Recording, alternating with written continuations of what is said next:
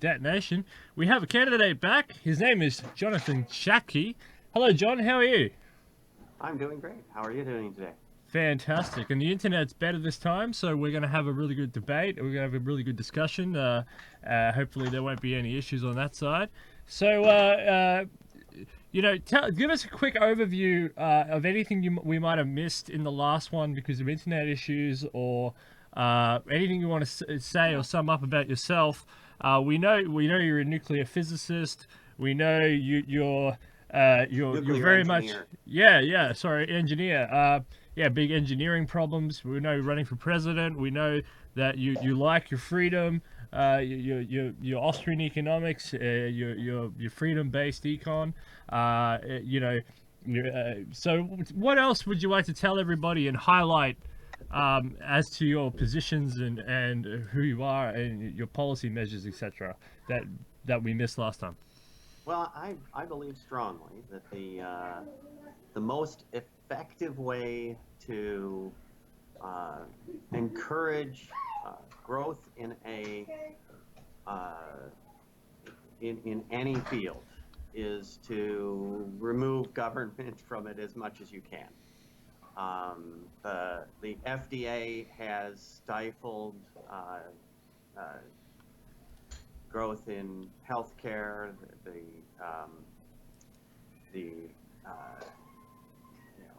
The NRC has stifled growth in electricity. The Department of Energy has stifled growth in energy. Every time the government gets a hold of an industry, it stops. Not, barely pushes it past. No, it stops. When NASA formed, it stopped real innovation in rocketry for 30 years until NASA said, you know what, we're going to stop doing designing rockets. And then the free market took over, and we got 3 different companies doing new rockets, and within 10 years Elon Musk is landing a Falcon first stage and not throwing it away and letting it drop to the bottom of the ocean. So and that drops the biggest stage out of the rocketry cost because it's reused 3 or 4 times, and you reuse all those rocket engines 3 or 4 times instead of throwing them away every time, which imagine if you had to throw away your car every time you went to the grocery store. Yeah. Yeah. You wouldn't go to the grocery store with your car ever. It would be just insane. So the same thing applies in healthcare, which is where transhumanists are most focused, right? Healthcare and computer science and things like that. So what happens in healthcare? Well, your bureaucrats in the FDA suffer no loss when you've got somebody dying because a drug is not available, because it's still undergoing testing under these huge, long, cycles of testing. Those people die, and those deaths, if they're a terminal patient, they should have the choice to choose, and that's what Trump has started by allowing terminal patients to say, yeah, I want to try this. But every patient should have the right to try any drug at any time. It is their body.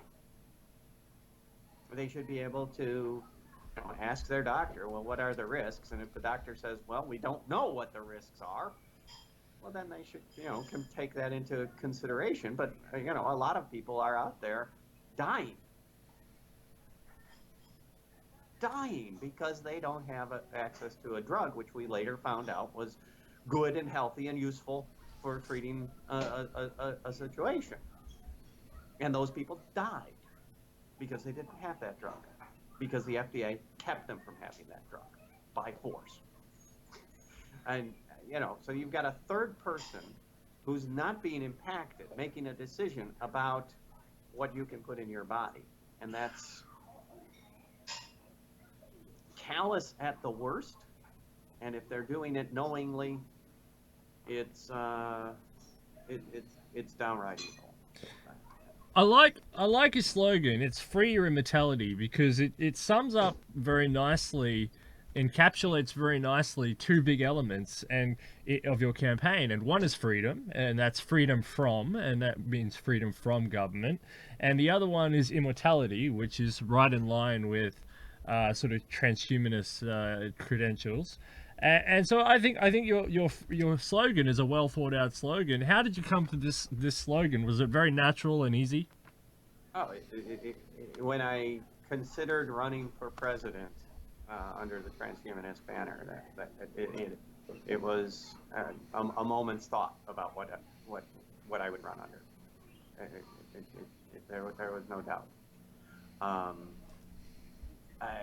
I grew up reading science fiction and Asimov and Bradbury and Heinlein, and you read about one of Heinlein's works, Methuselah's Children. The premise is there's a group that started breeding people for long life in the late 19th century. And they, by the early 22nd century, have been successful to the point where their group, people are living 150-year lifespans when nobody else can live more than 90, right? And they are outed, and the public learns about them and gets really upset. Why are you keeping this from us? When actually it's nothing kept from them other than just genetics, right? Mm.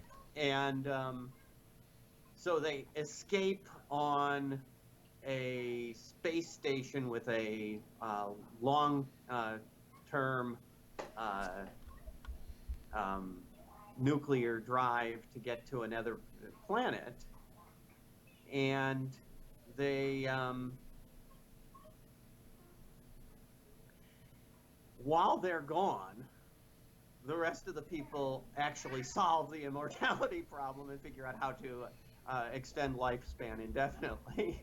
And when they get back, they find out that this has happened, and everybody's like, yeah, no problem.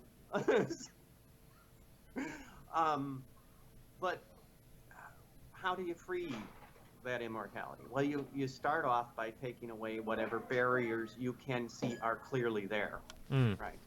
And so if we take away the barriers to innovation in healthcare, if we take away the barriers to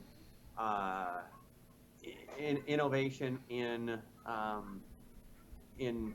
quality of life, right?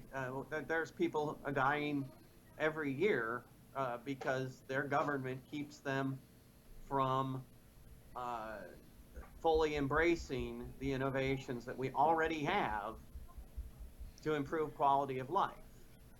They keep them from getting enough electricity. They keep by policy. They keep them from getting enough food by policy. Well, most of the starvations that have happened in the last 50 years have been caused by a government keeping food from people. Okay. Yes. So the question I guess everyone wants to know is, in the realm of all these, Manga, Mises, Hayek, Rothbard, and Hopper, these people, although they're all on the same side in agreeing freedom from, they all think conceptually a little bit differently about human nature. Now, what do you think about the base of human nature? Is human nature inherently good, inherently bad, selfish, collectivist, primitive? Where do you stand on the human nature question? Are humans rational beings, completely rational? How do you conceive of the collective majority of humans in the context of human nature? Everybody has emotions. Everybody has their desires. Most people who are sane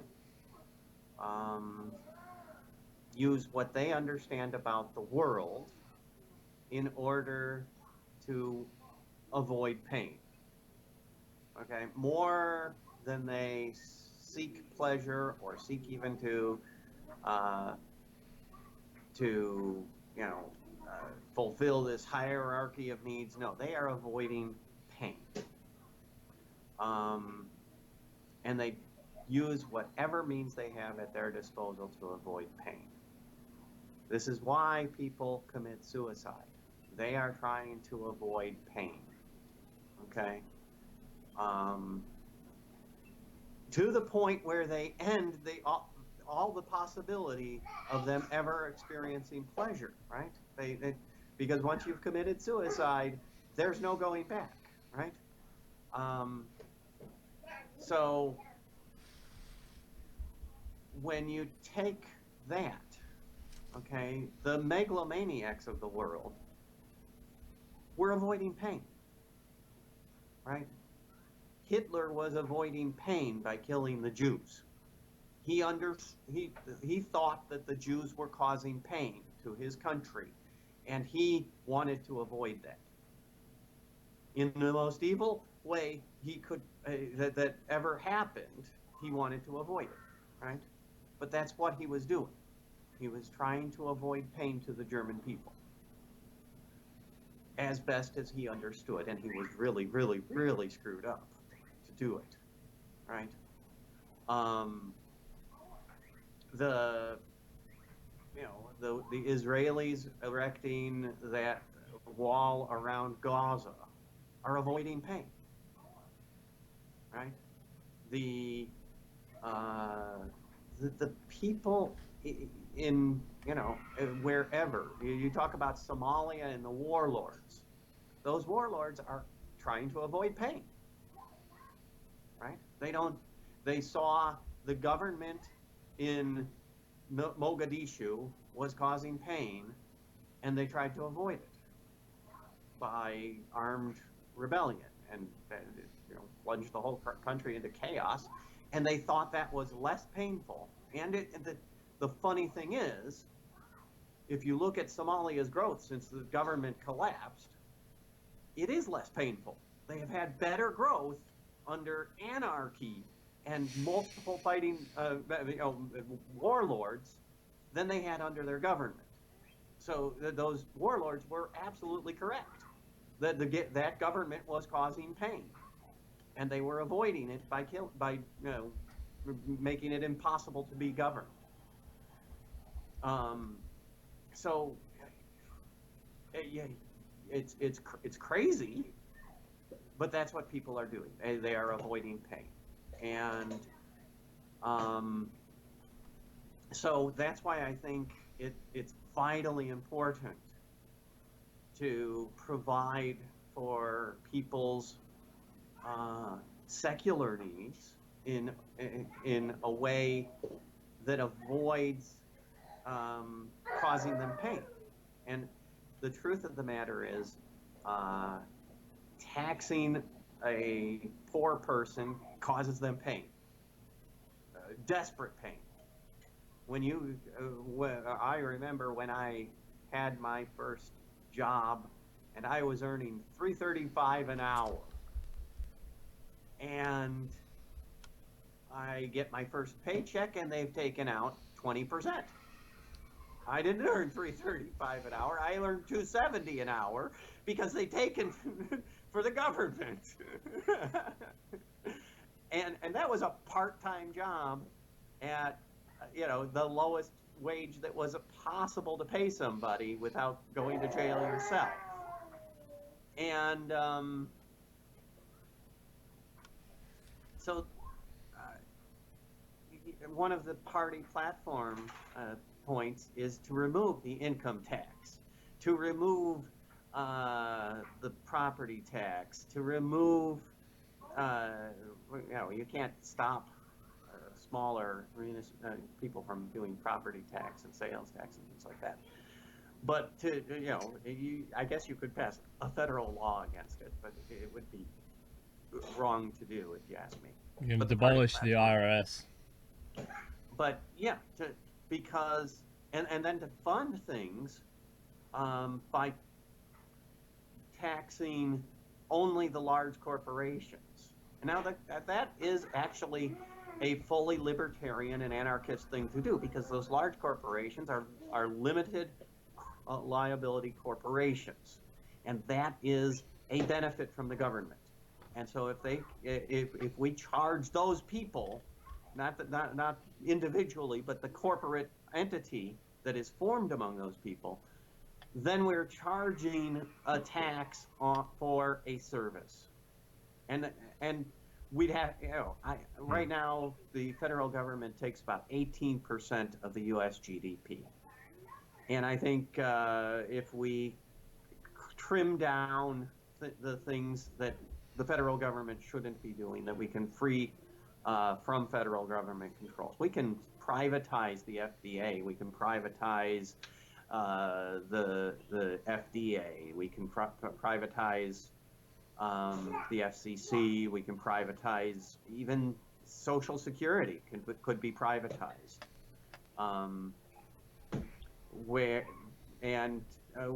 Privatize a lot of things that the government does nationally, right? CDC and things like that. I think it's all even privatized. Sold off, made into not even sold off, but made into a not-for-profit corporation that or for-profit corporation that takes its money involuntarily, and then, does its service to those people who wish that service. And, people would still want to have their meat inspected on a regular basis. And so they would still be looking for the FDA approval. And there's no reason the government has to be involved in that. There's no reason if you can validly swap that, if you can have multiple competing organizations. We've got, Consumer Reports, and there's, which, goes and checks out things. We've got the Underwriters Laboratory and competing organizations that also check out electrical devices for corporations for a fee. And the Underwriters Laboratory is not a not-for-profit. It's a for-profit company that everybody trusts because they value their reputation. And they know that if they ever pass as Underwriter Laboratory certified stuff that's going to burn people's houses down, they will lose that trust. And so there's no reason that we can't do the same level of freedom with the FDA, with the FCC, with the Department of Education. There's no reason that the Department of Education needs to be funded by taxes and then distributed by bureaucrats. That's the worst way to do anything. And as president, you have ultimate control over the regulations which implement the laws. You don't have to step back, and the Congress has a limited oversight on regulation.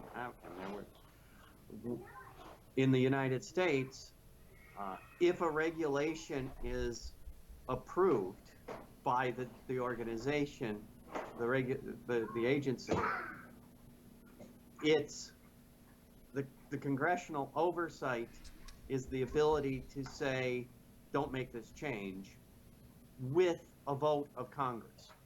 Okay, They have to actually have a majority of Congress decide not to make the change in order to stop it. And so that's a significant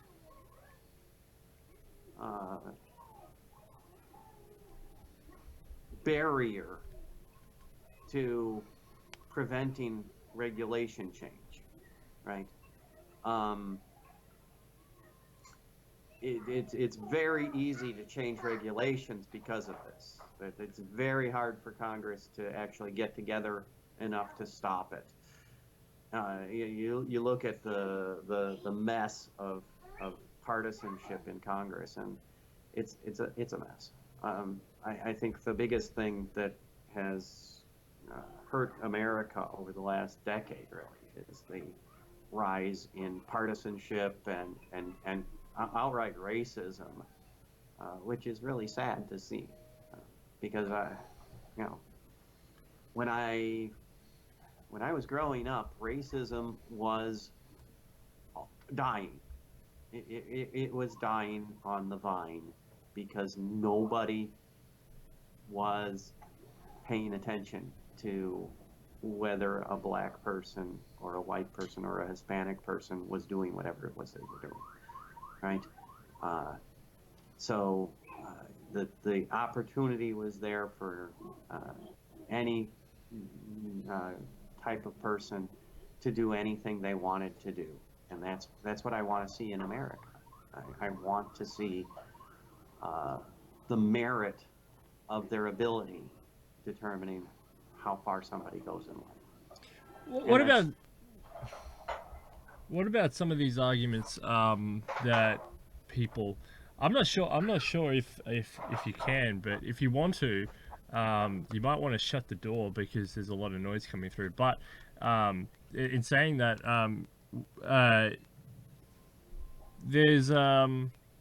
there's this argument on national security, for example. If you privatize the FDA, if you privatize the FCC, if you privatize the Department of Agriculture, if you kick Betsy DeVos out of the Department of Education and privatize it, what about national security? Won't foreign entities just buy up the entire of the United States, China or Turkey or the European Union or some other India or something? Wouldn't they just buy up the United States in a chunk, and then you would basically be beholden to a foreign country, which means that as president of the United States, which you took a constitutional oath to defend the Constitution and the people, you've reneged on that issue, on that promise, because all of a sudden you've sold it out to the highest bidder?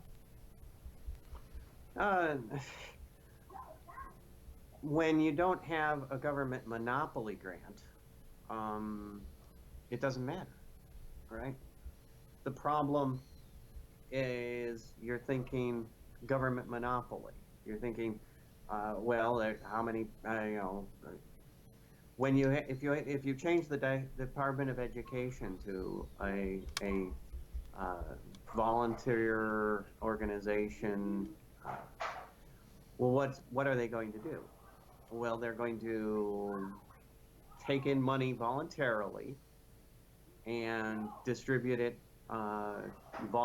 based upon whatever they want to do. If they want to keep with the current distribution that they're doing, that's fine. If they want to, make whatever rules for distribution they want, that's up to them. And if they don't do a distribution which pleases the people who are giving them money, the people will stop giving them money. I live in Missouri. When the University of Missouri started acting crazy and letting a Black Lives Matter protest go on in the courtyard of the university for weeks, and actually just supporting this when it was completely nonsensical. Well, they lost billions in donations every year since. Their donations went down by 30%, and they have had to scramble to try to make up that shortfall. That's the sort of thing that happens in a free market when people are dissatisfied with what's going on. But the government funding is controlled by bureaucrats and by laws, and so they can't change it. The government, to change it, needs to pass a law to change it. And that means So it's not this Adam Kokesh style of campaigning where you want to dismantle the whole federal government. You still want a federal government. You still want a Congress. You still want a Senate. You still want a system of laws. You still want the Constitution. You just don't agree with the bureaucratic the bureaucratic morass, the sort of bureaucratic sluggishness that's grown up, and you think along the Ron Paulian lines that a big axe to some of these bureaucracies in an efficient way will kickstart innovation across America. Well, I'm running for president of the United States. If I was running, if I am an anarchist, or a voluntarist, and the government is force, and that is its purpose, is to govern using force in order to accomplish things. Now, but the Transhumanist Party has specifically got a platform which limits what we will use force on, and I wholly support that. And as president, I would take an oath to uphold the Constitution of the United States, and I would abide by that oath. I would take my Constitution, which I've got here available at a moment's notice, and I would say, does what we're doing in this department fulfill the Constitution? And if it didn't, I would say, well, then this department needs to change until it does, because that's my oath, is to take this document as the core and then apply the laws as understood and as appropriately described and interpreted by the and that document is a very libertarian document. It's a very libertarian document. It's all based in freedom, almost anarchist in some ways. What do you think of democracy? Because democracy isn't embedded into that constitution.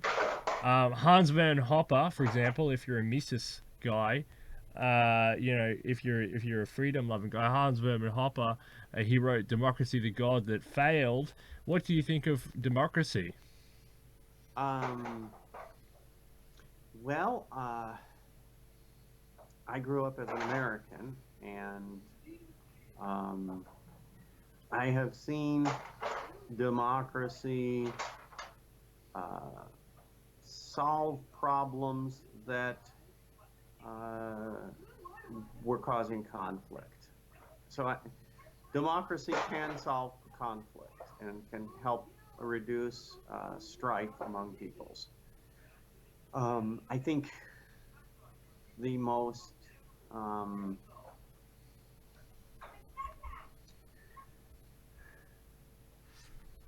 the problem comes when you get democracy mixed with cronyism and people loose representation, like we have in America. The ability of each constituent to have access to their representative is supposed to be really good. It was originally one representative for every 20,000 people. Okay, with 20,000 people, a representative could really get in and get to know, if not everybody, enough people to get a feel for the group and be able to really and truly, you know, represent them. But when they said, well, we're going to cap the size of the House of Representatives to 435 and just adjust that, the number of people who are represented by each accordingly, it slowly turned away from that good representation into Misrepresentation. 750,000 people. How can 750,000 people? How can you get access to the representative at all? Right? Kenneth, please don't throw things around. So you get a lot of dissociation, and the people no longer think of the representative as their representative. They think of him as, you know, a guy they might have voted for or might not have, even if, you know, and they don't feel they can actually accomplish anything. Actually, if you look at the Constitution, it says nothing about anything except a later amendment that senators are not are elected by popular vote in the states. Theoretically, a state could at this point still appoint representatives, I think.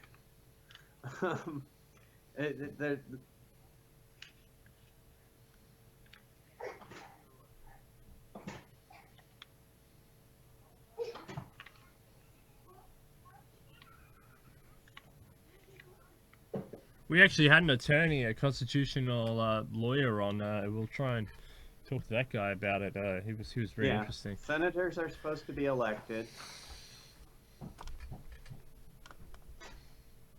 but they made no amendment for the representatives. The representatives could still be appointed. You know, a state government could make the choice to appoint representatives based upon their allotment from the legislature. Sure. There's nothing stopping that, because the Constitution is silent on exactly how you choose the representatives. It just says this is how the representatives will be apportioned among the states. What they should have been doing from the beginning is exactly that. And if they had done that, if they had never allowed the state, the actual election of anybody by the populace, if the states had said, this is not a democracy at the federal level, it isn't, it shouldn't be, and they had said, okay, we're going to just send our people from the, you know, based upon who the legislators of the state decide, there would have been no question that it was a federation of states. And that is what has corrupted our government, is the notion that it is a democracy.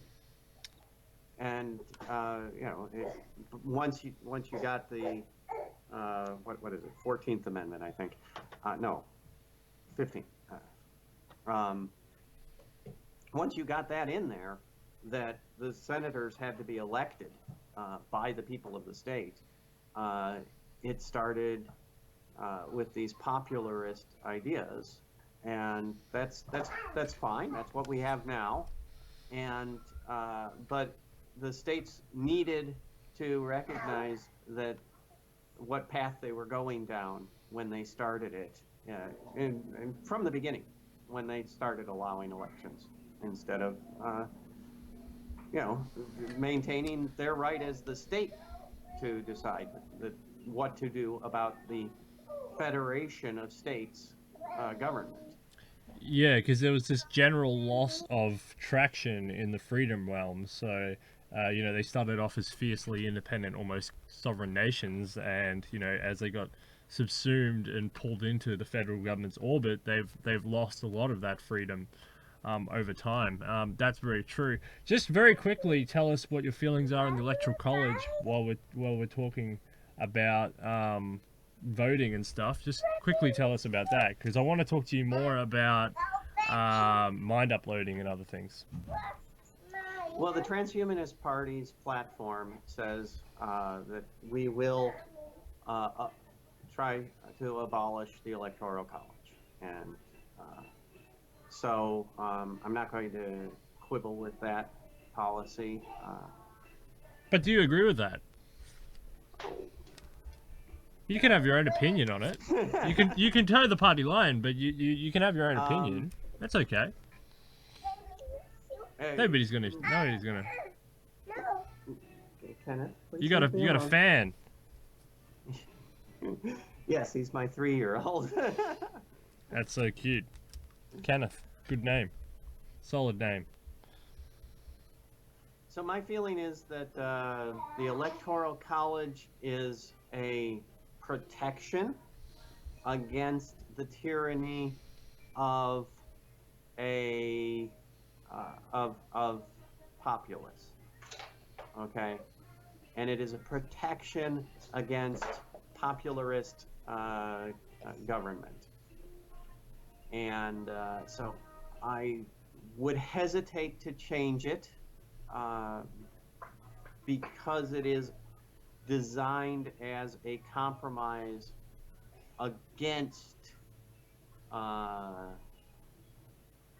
just going with large populations deciding what entirely what happens. Yeah, and it's you a hear protection of the minority. Yeah, I hear that. Yeah, this is the conservative / libertarian argument, because they're worried about just big populated states like California and Florida. I mean, not Florida, but like California and New York, just swamping and becoming representative of the whole of America, as opposed to some of these smaller states in the middle America. So you It's the usually same reason that we have a Senate and a House of exactly Representatives. exactly, and you hear this exactly, yeah, and you hear it from the Democratic left leanings a lot, but it's they usually cork up about it more after they lose. Than than when they win, you know what I mean? So like when Obama was around, I never heard the Electoral College, but I'm hearing it all again. So it's kind of interesting. Okay, moving on. And I like that point, but if you're going to toe the party line as well, that's fine. I mean, but you definitely are allowed your own opinion on that. So don't be afraid to stand up for that. Oh, I'm not afraid to have my own opinions on things. That's very good, and we know that. So let's talk about mind uploading, because you're big on mind uploading. What's going on with mind uploading? Where do you computers or what? Okay. Right now we're still several orders of magnitude from where it would work. My calculations might not be perfect, but I figure about 10 to the 14th or 10 to the 15th cycles per second in order to actually even begin to simulate a brain, let alone be able to move it from a flesh and blood and brain into the computer, which would. So, even the supercomputers, I don't think have the proper type of processing. We've got petaflop computers now, or multiple teraflop,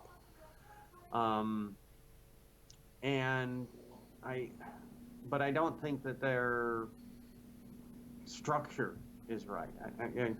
The funny thing is that the fastest computer in the world is in China, and nobody knows how to use it. Yeah, it's the dragon something, right? They don't know how to do that massively a parallel system, and it's going unused except by software that's been written in America already for massively parallel systems. So AI and brain uploading are intertwined, right? The same ability to allow connectivity and interconnectivity of small groups, right? Your brain is actually really organized into clusters of about 50 neurons. And how those in each cluster has its own little job, right? You've got a cluster of 100 neurons or so, which just recognizes vertical lines in this portion of your vision field, and that's how small the jobs are that are given to each of these little things. And so you cluster together 100 of those, and now you've got a cluster which recognizes vertical lines throughout your whole vision field. And you cluster that with the thing recognizing horizontal lines and things like that, and so you've got these little teeny neural net clusters, which are built into bigger and bigger levels of it, which make the emergent system, which is consciousness, out of it, right?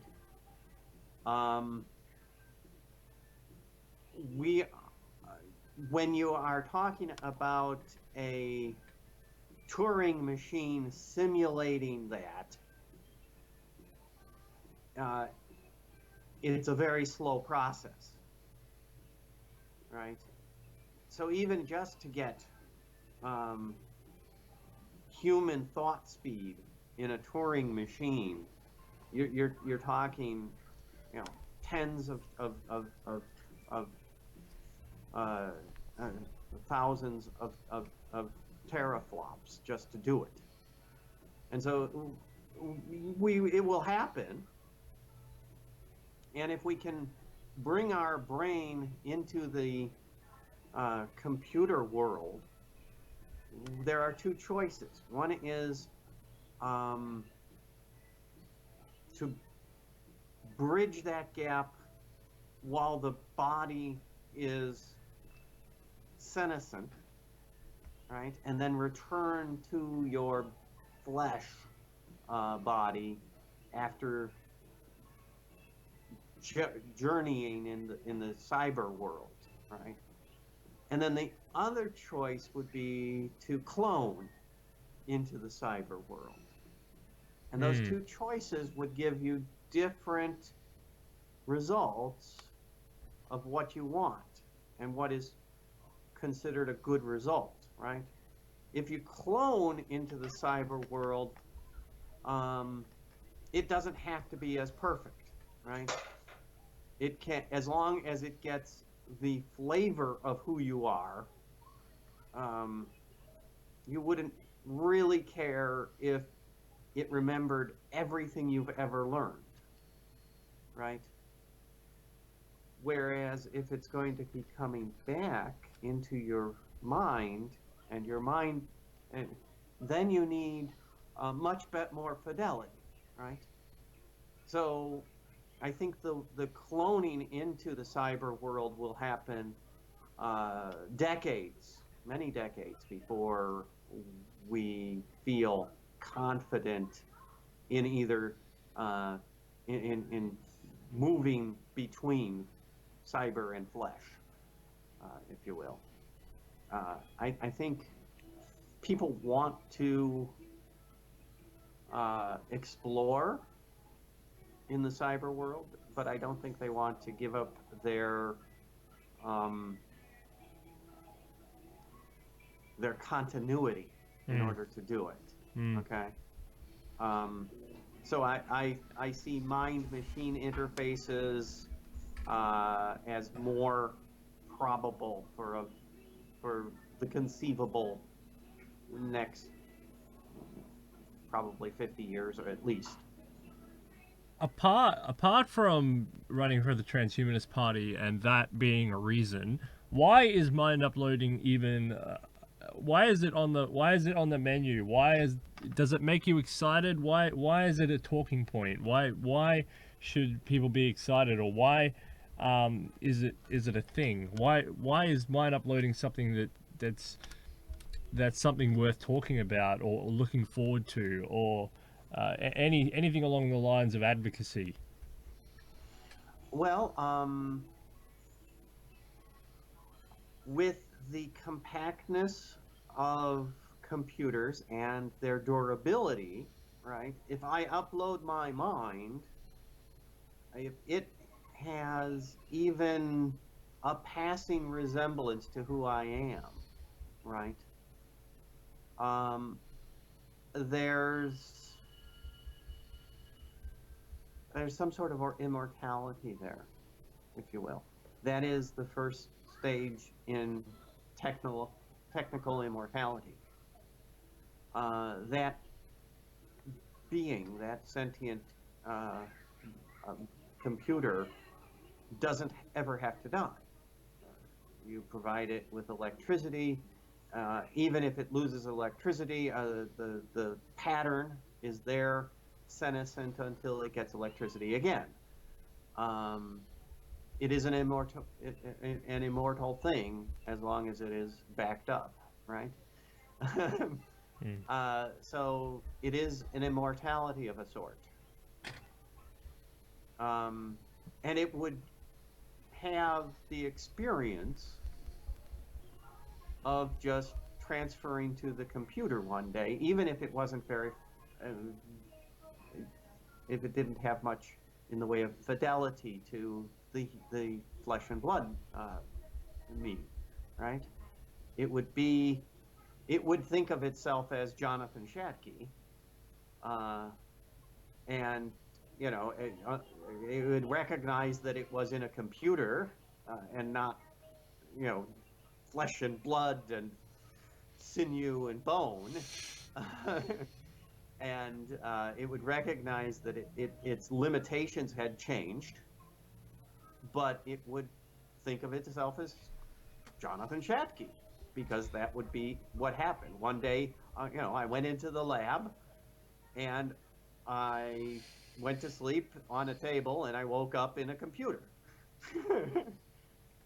And then that computer is a lot cheaper to move from here to Alpha Centauri or Rigel or you know, some other you know, Epsilon Eridani or whatever, than it is to move a flesh and blood human by orders of magnitude. The life support for a human versus a computer is you know, orders of magnitude different. And this is one of the arguments of why we need space travel. You know, some people say, well, you know, if we just get computers and we can just upload our mind in computers, we'll be safe. But it doesn't really work like that, in the fact that you still need humans and or robots and or a combination of humans and robots to keep the computers alive, to keep them powered, to keep them functioning, to keep them you know, up and running, to keep them maintained. For a while, especially in the realm of let's say energy. And this is why people talk about things like Dyson spheres, you know, sucking up the whole energy of the sun, you know, to power these super machines. You know, because in the short run, like Isaac Arthur was talking with Ben Zion about this, but Isaac Arthur, who runs a huge YouTube channel, Science and the Futurism with Isaac Arthur, named by his parents, I think, of Isaac Asimov, as he's told me. But he says, like, for example, Uranus will be the largest you know, stepping stone, like it'll be the largest supercomputer in the universe, because it's so cold and it's so large that most of humanity will probably just end up hanging there while they beam this Dyson sphere energy to that planet. because it's cold and you can run supercomputers there. So, do you see a future for humanity even after the mind uploading saga begins, or do you just see everyone turning into a signal race and disappearing off as matter is converted into computation? We're talking massive far future stuff here. Yeah, we are.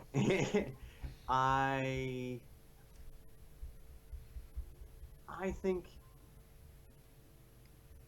from where I'm sitting, right, from where I'm flesh, I'm blood, I'm mind in a physical meat package.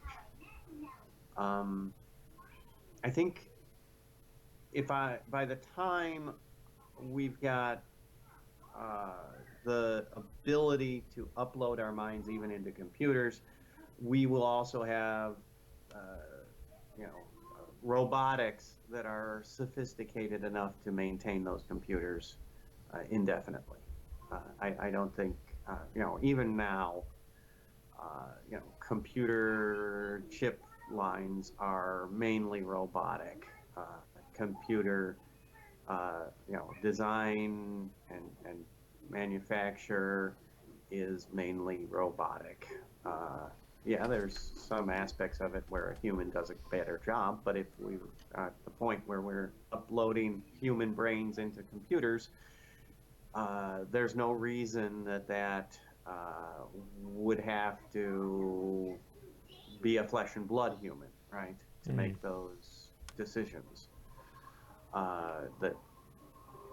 And the truth of the matter is, I've done printed circuit design, and you give the computer a little more room to work with, and it can do well enough to do the job that you wouldn't have had to. And that was 20 years ago and 30 years ago that it could have still done it.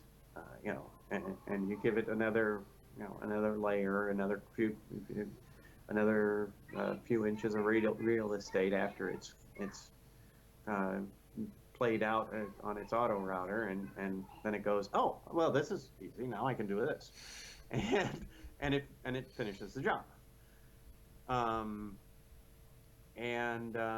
So that's more expensive, that adds expense to the finished product, but so what if everything's done by robots? If you've got robots doing the mining, which is being done now, there are fully automated mines, where the entirety of the human staff is sitting in the maintenance shed and the office and watching the robots do their job on CCTV. And at the end of the day, the robots come in and they get tended to as they need to be, and in order to work for the next shift. And that's it. That's all that humans do on those mines. The robots are in there breaking up the rocks, pulling it out in robotic trucks, bringing it to the crushers, and then doing the leaching for the exact mineral that they're trying to get, and everything is being done by robot except telling the robots where to go next. And that's all the way up the chain if you want it to be. One of the reasons Americans are so productive is because of the capital expenditure, and that's what that is. That is capital expenditure in order to accomplish the task. And that's so once if a significant portion of people have transitioned to computer hardware instead of flesh and blood hardware, I see that as just a stepping stone. I don't see that as a transition away from humanity. There might be because as a flesh and blood thing, I have testes, I have gonads, and I have an adrenal gland, and my stomach is sending out all these signals about what I need in order to keep the flesh and blood going. All of those things would go away, except in simulation in a computer body, right? So we might lose our emotional drives that I think are a strong part of being human by transitioning to computers. And I'm not sure what that would mean for humanity. Yeah, you know, like the argument I say is that when people say, oh, you know, this is unhuman or unnatural. I mean, I feel like humans have always been adapting to their scenarios, whatever they are, and they've built this technology. And for me, it feels more like an inevitability of being human as opposed to something that we're building that isn't human. Humans wouldn't build this if it wasn't human to do. See, for example, fish aren't building supercomputers, so therefore it's not inevitable for fish to upload, because if we upload fish, well, that's different because they didn't build that, right? Well, monkeys or something. But humans, Well, we've progressed to this. Obviously, before we attempt to upload a human, we will have made sure that we can upload a mouse, a pig, right? But that's not right. Like that's not natural for the mice, because the mice didn't go around building culture and building civilization and building pyramids and advancing to this stage. They would just happen to be in our labs, unfortunately for them. But you know, but human built deep thought. yeah, yeah, that's funny. But yeah, you know what I mean? Like, I feel like this is a sort of inevitable stage of humanity, and that it's actually humanity progressing and building on progress, not something. If it wasn't natural, then we wouldn't be having this conversation about mind uploading. That's what I'm trying to say. It's you know, if we were two, I don't know, if we were two ferrets, I mean, we wouldn't be talking about this. We'd be talking about something completely different in the ferret world, if you know what I mean. So you're talking about programming here. Why did you want to talk about programming? My question about programming is programming the new English, and will you have to learn it on the base level at school as a new English standard? But you can talk whatever you want about programming. No, I just mentioned that's something I've done. I spent 20 years as a programmer, doing programming and analyst. What language is Python? Huh? Python? No. Decades before that, from the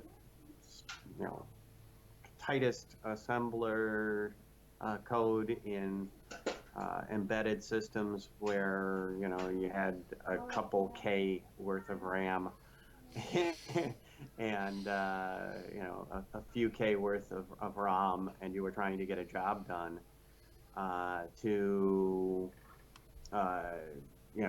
full-size enterprise level mainframe programming. To this day, I think United Airlines is still using some of my code for their stuff. Probably Sears is still using my code. So it's the type of stuff that is boring to do and boring to talk about. But even back in the 80s, I was working on with stuff with my boss on mind machine interfacing, and we had a friend who had some issues talking, and we wanted to work on a mind machine interface to see what we could do about reading his electroencephalogram and interpreting that to speech with the voter. And it was way beyond what the capabilities of the day were. But that's something that we're almost at. And there's the ability to interface, an artificial limb now that is just amazing from a programming standpoint, and from the standpoint of how difficult it is to really do. You're there's something we can definitely agree on. And not that we haven't agreed on anything, but the machine interface, the biohacking industry is totally being slugged by too much bureaucracy, too much oversight. There should be a lot more freedom for people to choose to what they do with their own body in this context. I really want to get Tim Cannon on. Well, I had an interview with him, but I accidentally messed up the software. I lost the interview. But it's your body. People are allowed to choose to smoke if they want, or eat McDonald's if they want, or do what they want, drink alcohol, or do these bad things to their body, take some drugs. In the United States, you're legalizing marijuana, but they're not allowed to experiment with chips or with, interface, like different interface mechanisms, or, upgrades. Well, there are these poor unfortunates who get their mind messed up for some reason, and they think I shouldn't have two legs, or I shouldn't have two arms. Oh, those people, yeah. And they're phantom limb syndrome. Well, no, those are people. A phantom limb is a person who has, by reason of accident or sickness, lost a limb, and they. Oh, that's the other way around. They still have the other way the around. Nerves reporting something going on, and it feels like it's their hand. Yeah, the other way around. It's these people have a body dysphoria. Yeah. Where they feel that they shouldn't really have an arm. Yeah. I don't understand that, but it's their arm. From a liberty standpoint, it is their body, and if they wish to, what about have that replaced by, a bionic arm, or that's their choice. If the technology doesn't advance sufficiently, say for example they can't replace their bionic arm, their arm with a bionic arm because they don't want an arm, is there a cost to society there? So the government comes in and they says, no, you can't remove your arm because then you're going to want welfare and you're going to want disability pension because now you can't work and be productive in society. Is that a fair argument? Well, if the government is providing disability payments, they have skin in the game, right? They've got skin in the game on these things. But if those disability systems are voluntary, what I want to do is move to a voluntary system of taking care of everybody in society. I want to move away from a government-headed, government-run, bureaucratic system to something a little, to something more free. If you look at the cost per person day of feeding and housing of a Salvation Army hostel versus a government facility, or even a government payment, it's orders of magnitude. The Salvation Army spends a couple dollars a day on those people. And yeah, if you've ever been inside a Salvation Army barrack it is a barracks. Mm. There's a bunch of beds and foot lockers and bedding in one big room in bunk beds. And when you go to eat, it's you line up and it's as many people as fit into the room. It's 100 people at a time that get to line up and have food. And it's cafeteria style. You don't have dignity. You don't have privacy. But dignity and privacy are, to my mind, privileges. You might, and I believe that it is appropriate to care for the physical needs of somebody, housing and food, but I do not believe that my money or any third party's money should be extorted from them and then used indiscriminately to buy somebody else's quality of life so that they have dignity. Dignity is something you earn.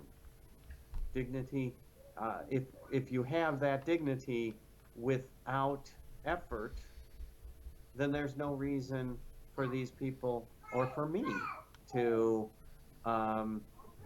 The incentive is lost. to push to get out of that situation. And if you have family and friends who aren't willing, right now with welfare states, family and friends say, you've got welfare. Why should I help? What do I need to do when you have welfare? And they let the family bond go lax because there's the government providing, and that's not good.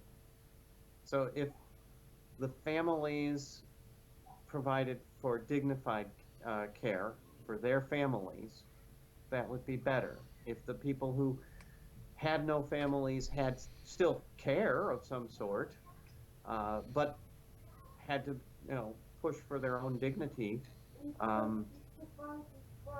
that would be better. The people who were capable of doing things would do things to get out of that situation. The people who, for one reason or another, because they are disabled or because they are elderly or because they are mentally ill, would still have care, but they wouldn't necessarily get that care at great expense to people who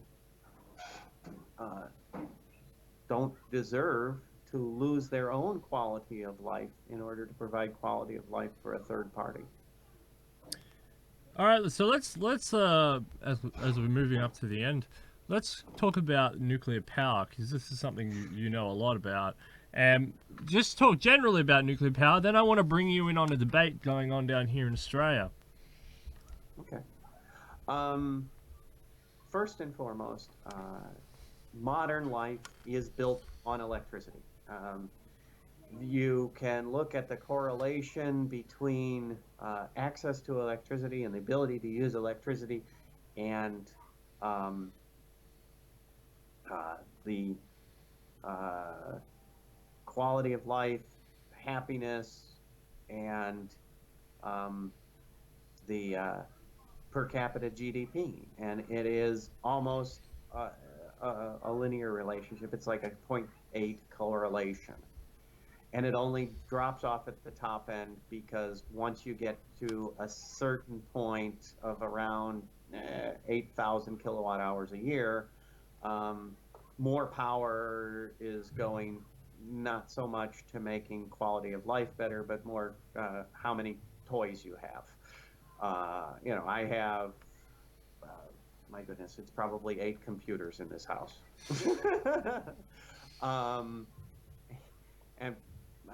And I don't need 8 computers, but I've got them, and they're here, and But once you've got air conditioning that keeps your house below 90, you're not going to die. Beyond that, it's comfort. And it's nice to have the house at 72 and never, and, uh, you know, but it's not going to kill you, right? To be at 90.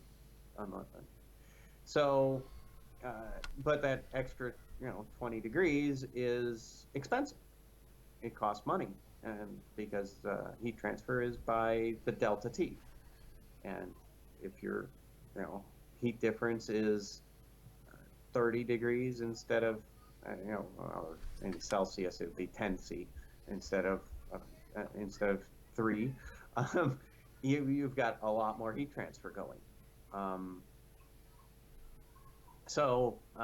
yeah, if you talk about that sort of thing, when the difference between a zero cube, no refrigeration, and a refrigerator that's 2 cubic feet is a lot bigger than the difference between a refrigerator that's 2 cubic feet, which we would call a mini fridge, and a full-size fridge with an attached freezer. Uh, that's a lot less of a jump than from no fridge to that first fridge, that first little pocket fridge.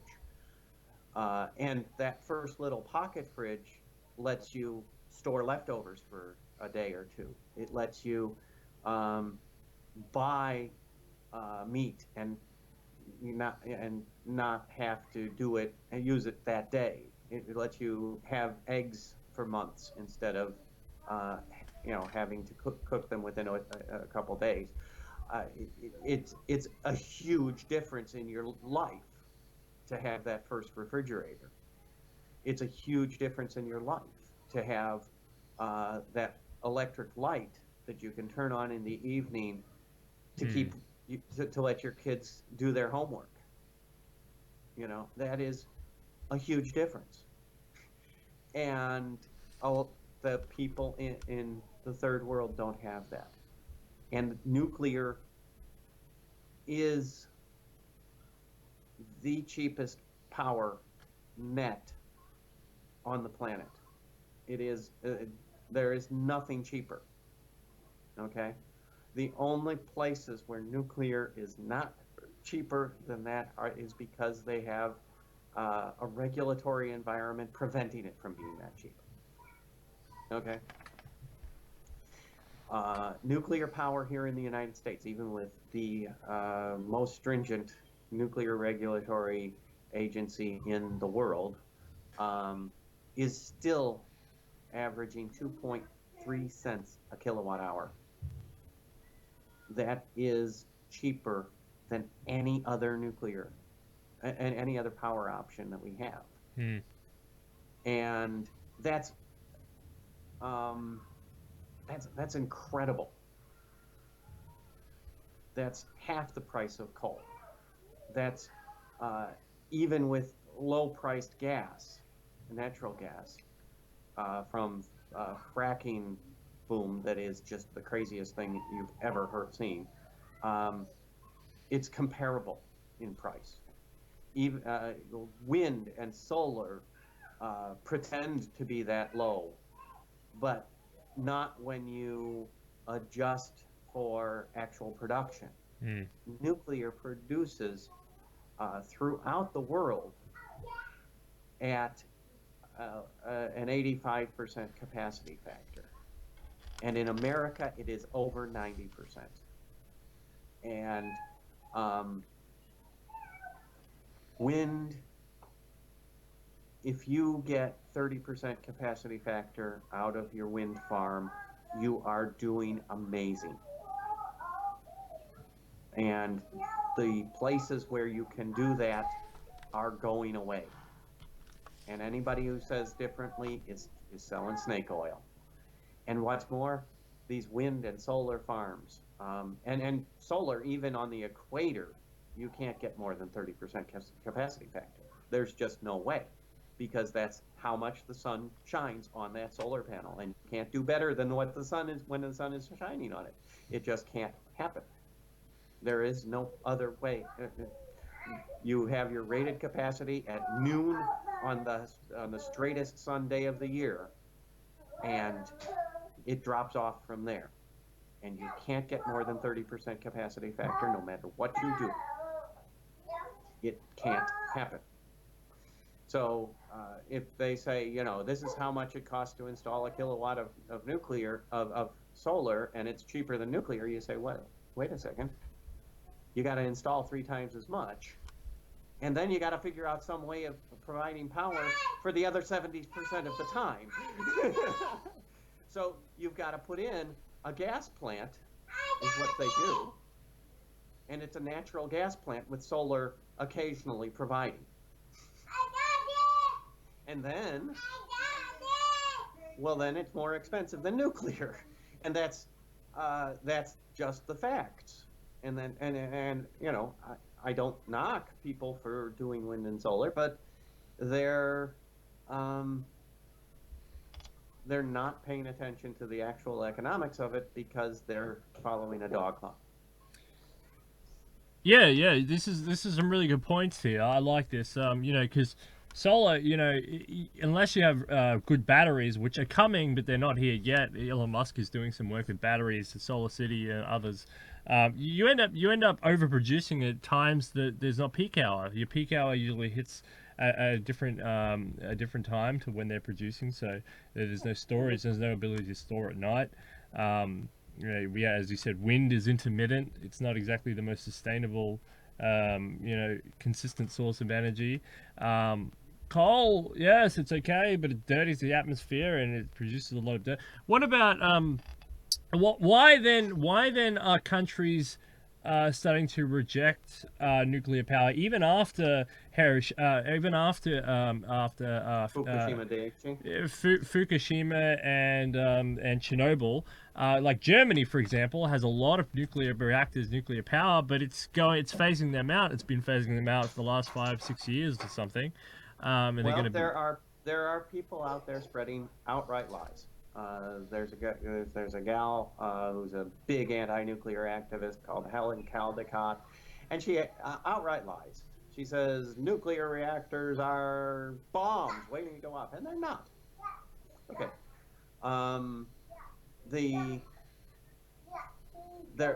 The most nuclear reactors can't explode no matter what you do. Okay.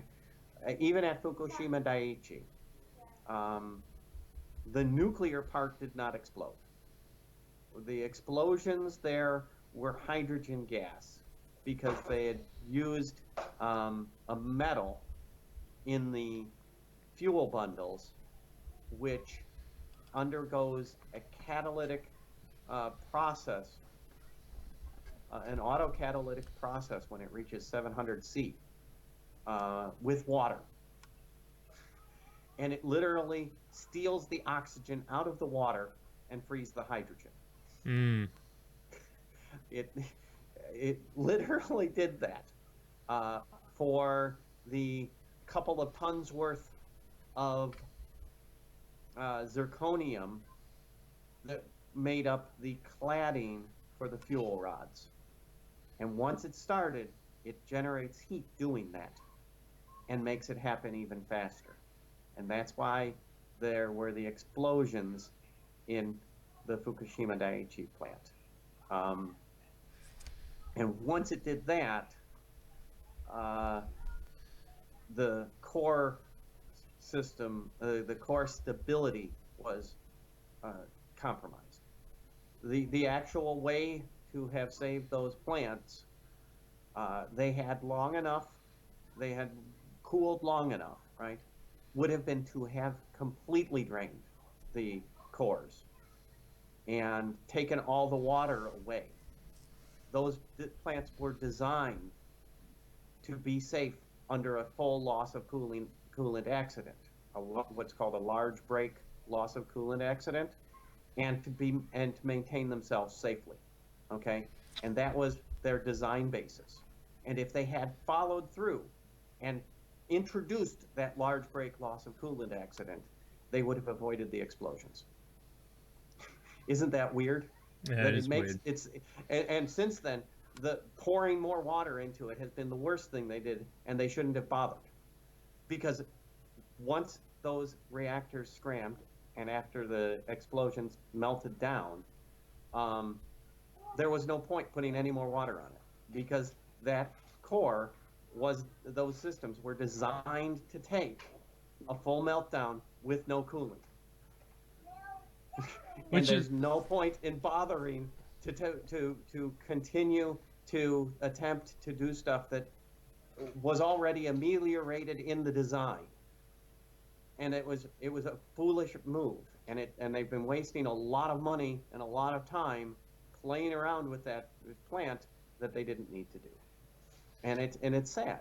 Just like the entire evacuation was completely unwarranted and a complete waste of money and time, and it killed people. They literally killed more people with the evacuation to try and prevent something that wasn't going to happen than died and ever will die from the actual accident. One person died because he was on a crane when the tsunami hit, and his crane collapsed. Nobody else died from Fukushima Daiichi, and no one else will. but In now it's a Chernobyl, mess. But now it's 50 people. yeah. 50 people died. And that was the worst possible accident from a massive misuse of the facility. The worst possible accident, 50 people died. Coal kills more than that every month. Natural gas kills more than that every month. Solar kills more than that every year. Wind kills more than that every month in the wintertime. Because these people, have you ever seen what they have to do to an offshore wind farm in order to keep it running in the wintertime? Not in the They winter. go out with helicopters with flamethrowers in order to de-ice the blades. And they have to go up and maintain these motors 300 feet in the air, 100 meters up, and people fall when you do that. Anybody who's ever worked a high tower will tell you it is not something that you want to be doing, especially not in high winds.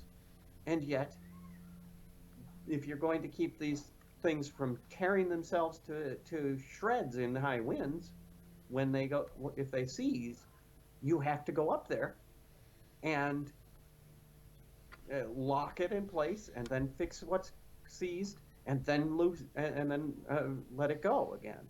And it's insane how much maintenance and expense is spent on keeping wind farms running.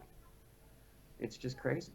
And so nuclear, yes, it's a danger, but everything is dangerous. And it is safer than any other way of producing power.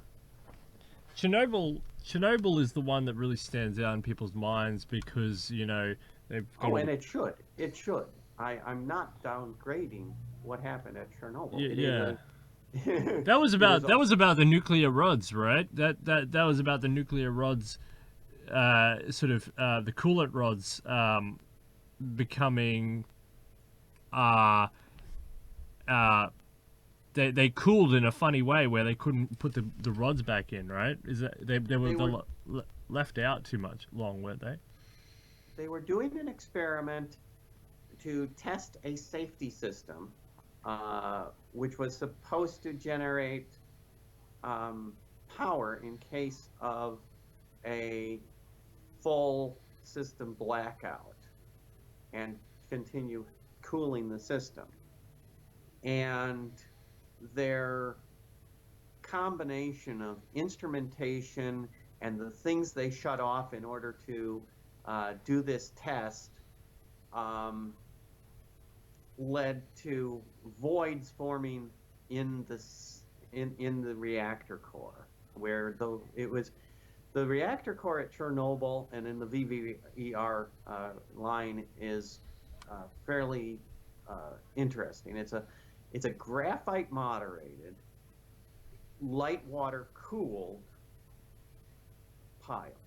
Okay, so graphite is a really cheap moderator. That's great, and it doesn't absorb neutrons to any degree, and so you get better neutron economy. They only had to use slightly enriched fuel at 2% enrichment, which is half of what the average enrichment is for a core in the U.S., right, in a light water reactor. But they made some design decisions. One of them was to coat the tips of the control rods that are supposed to shut down the reactor with carbon. So when they started inserting them, and they got those carbon tips got to the middle of the reactor, they pushed the reactivity up, because they went from they had gotten boiling water, which made it void and stopped some of the absorption, and then they put in these carbon tips as it was dropping, and it dropped kind of slow because it's trying to fill the water channel, right? It's trying to go through the water channel. And you know, if you've ever tried to push your hand through water, it's a tough thing to do because the water has to take time to move out of the way. So what was happening is they were trying to drop these control rods, and as they got to the center of the pile, they increased the reactivity over prompt critical. And prompt critical is the point that they get to in a millisecond in a bomb.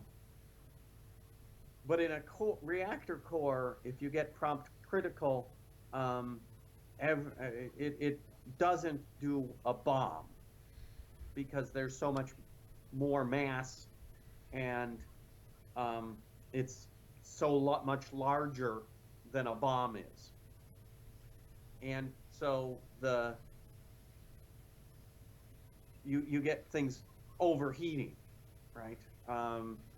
One of the early prompt critical reactor failures was they were reassembling an early pile, and the guy was putting in the reactor control rod from the top, standing on the pile, and it's not going in right, and so he pulls it out, and the reactor goes prompt critical and blows another control rod through him and pins him to the ceiling of the reactor building, because it generated steam underneath that, and that steam blew the like a steam rocket, blew the pin of the control rod right like a gun, and pinned him to the ceiling. And they didn't find him for days because that's where he was, up on the ceiling, and nobody was thinking to look up there. It was a mess. It killed everybody in the building, and but the same sort of thing happened at Chernobyl. It went prompt critical, boiled the water in these channels, blew all the control rods out the roof, and then melted down the core. Understood. And then, yeah, it's just a mess. So in other words, you understand the issues, the safety implications if it goes wrong, but you're still a nuclear bull. You're still a nuclear optimist. Well, I believe I can make systems which are inherently fail-safe. Mm. I can make a uh, a temperature-limited core where, with a molten salt system, where the core itself cannot reach a higher temperature than what I design it for. If I want to design that to reach at maximum 1000 C, and that's well below the temperature limit of my materials, I can do that. And it will never get over 1000 C, because as it gets hotter, it loses reactivity. And when it reaches 1000 C, that is the maximum criticality temperature. It is at one. So That is. there's a loss. There's a as it gets more critical, you actually tamper off the danger. Like it's a curve that looks like this. Well, You know. what happens is, if in a molten salt system, or rather, I think we're still going. Yeah. So you lose to the Doppler effect some reactivity, because you have more capture in the resonance zones. Another thing that happens in a molten salt system is the fuel itself is density limited. As you get higher temperature, the density drops.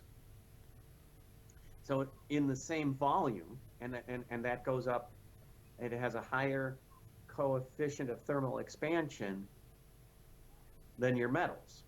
Okay, so if I have a nickel box that I have filled with molten salt, as it gets hotter, less mass of molten salt fits inside. Okay, and so a simple drain at the top of it, and any extra goes down the side. Now I can even make a drain where, if it gets to a certain level in the core, that it does an Archimedes effect and siphons all of the fuel out, so that there's no fuel left in the core, and it goes to cool off automatically. And I can make that a system so that if it gets to a certain temperature, if somebody accidentally leaves the fill pump on and just keeps filling, well, then it gets to this level and it drains again, and then you fill again, and then drain again, and fill and drain, as many times as you have power to do, and be perfectly safe doing it. All right. Very cool. So Yeah. hopefully my goal in nuclear technology is to simplify it to the point where it is has no moving parts and foolproof. no possibility of ever having a catastrophic failure. And I can do that based upon the physics of nuclear materials, the physics of the molten salts that I choose, and the physics of the system, which is really a cool idea. It is. It's awesome. I mean, if we can get infinite energy, Australia's in that debate. We're embroiled in that debate now, nuclear or not.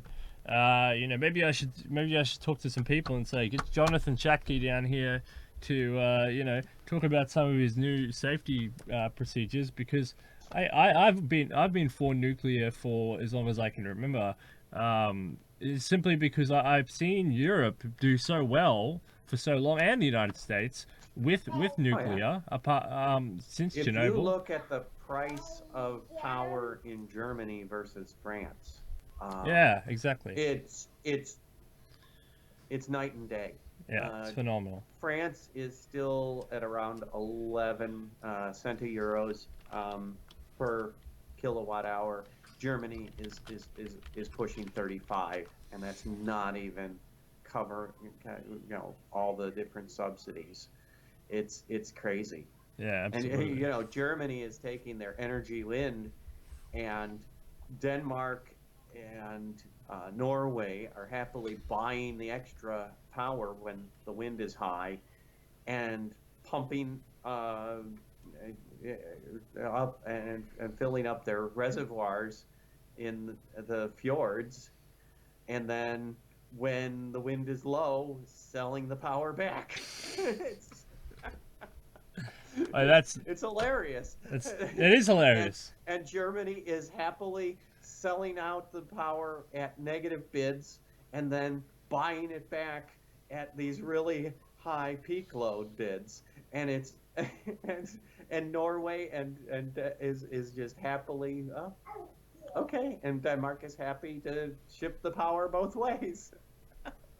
I mean, if it works, it works. But I mean, they are looking to decommission a lot of that, and you know, maybe something like the Jonathan Schattke nuclear revolution, you know, can stimulate some more enthusiasm, or maybe give it to France or something. But anyway, we'll wrap it up there because I want to talk more nuclear with you, and I'll try and get you in on one of these other debates too, because we had a debate yesterday about a whole bunch of issues, and I want to bring you in on one of these cross candidate debates that we're having. So because it would have been good to have you yesterday on that debate. You've got a very you've got you've got a very good perspective on things. I like you're a bit more free markety, which I enjoy. I like listening to that because I'm a bit more leaning that way than someone say Ben Zion, but or Kimberly Forsyth. Here's the thing: even if we cut the federal government to zero, right? Cut it to zero tomorrow, we would have still a $21 trillion debt, and it would take 5 years spending every penny with no reduction in taxes, 5 years, providing no services, doing nothing at all on the federal level to retire that debt. And that's crazy. That is literally crazy. It's not the debt. The debt is like one of these issues. It's complicated in the fact that it's not really there to pay off. Like you wouldn't have an economy without, you know what I mean? You wouldn't really have an economy without the debt. Like it's like your whole economy what is. What does the bank let you do in your debt to income ratio, right?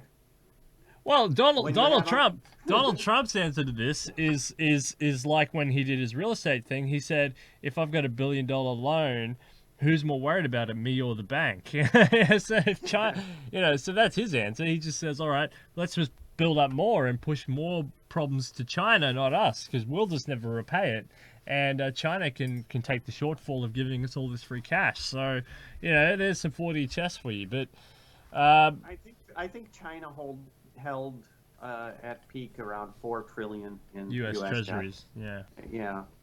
But then the so-called trust fund, which isn't a lot of the debt. Trust. A lot of the debt in the U.S. is interdepartmental debt. It's government owing itself a whole bunch of debt interdepartmentally. So, you know, you've got to take that into consideration as well. So, anyway, I'm not the biggest debt concerned person, but I know it is. There is. Call your show Debt Nation. Well, yeah. I mean, the tagline is "Imagine a world without debt," but it's because I don't believe debt is a very good mechanism for running society. But it's a tool.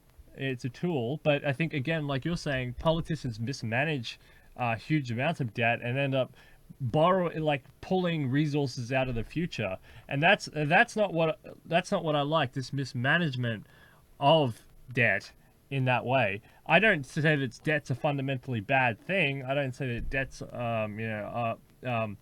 it shouldn't exist. Well, I do in my title, but it's more of this that we have to think about the future and think about future generations and this long-term thinking instead of pulling all these resources out of the future, so that once we get to the future, intergenerationally, you know, there won't be anything there. It's not that, you know, debt in the short term is necessarily bad and stuff like that. It's more about intergenerational long-term planning as opposed to short-term planning. Yeah. Every dollar spent by debt, right, is an attempt to shift resources to current spending from future spending. Yeah. Okay. And when you do that, you are betting that we need the stuff now more than then. And sometimes it And works. You know, sometimes building the Panama Canal is a good idea. You know what I mean? Sometimes building the bridges are a good idea. You know, so it's not always, that isn't always a bad idea. You know, sometimes taking that mortgage out to get a house is a good idea for your longevity. It's not always a bad thing. But the politicians, when they're building, I don't know, nonchalant sort of big industrial, like I don't know, a super stadium, you know, just another super stadium for no reason to please, I don't know, a couple of thousand constituents. Yeah, well, is that really it's the not best? super stadiums. It's not the bridges that's the big problem.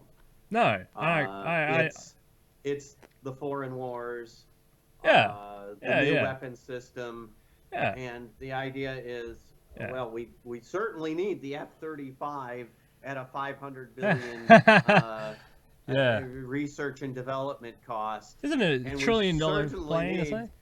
another 1,000 M1 Abrams because we only have 10,000 of them in the desert sitting idle. Yeah, exactly. You've said it better than me. I don't know why I was going about super stadiums, but yeah, you've said it better than me. Yeah, there's a misallocation of resources there, and that's you know, for prosperity to use, not yourself. You know.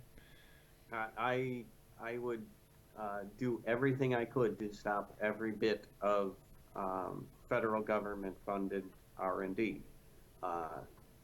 If if the world needs a super fighter,